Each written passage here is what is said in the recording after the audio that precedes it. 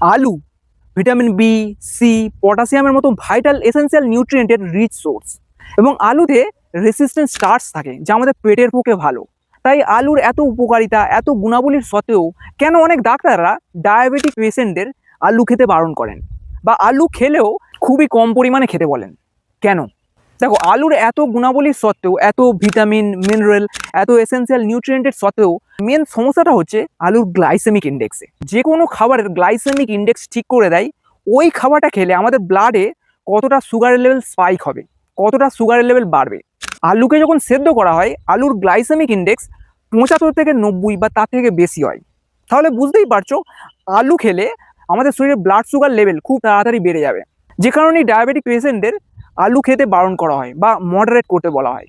কিন্তু অন্য দিক দিয়ে দেখতে গেলে হাই গ্লাইসেমিক ইন্ডেক্সের খাবারের সঙ্গে আমরা যদি লো গ্লাইসেমিক ইন্ডেক্সের খাবার যদি কম্বাইন করে খাই তাহলে এই কম্বিনেশনের এফেক্টিভ গ্লাইসেমিক লোড কমে যাবে, যার ফলে কি হবে, আমাদের ব্লাড সুগার লেভেল খুব একটা বাড়বে না। তাই আলু সেদ্ধ বা আলুর দম এই জাতীয় খাবার না খেয়ে প্রচুর পরিমাণে শাকসবজি দিয়ে আলু তরকারি করে খাও।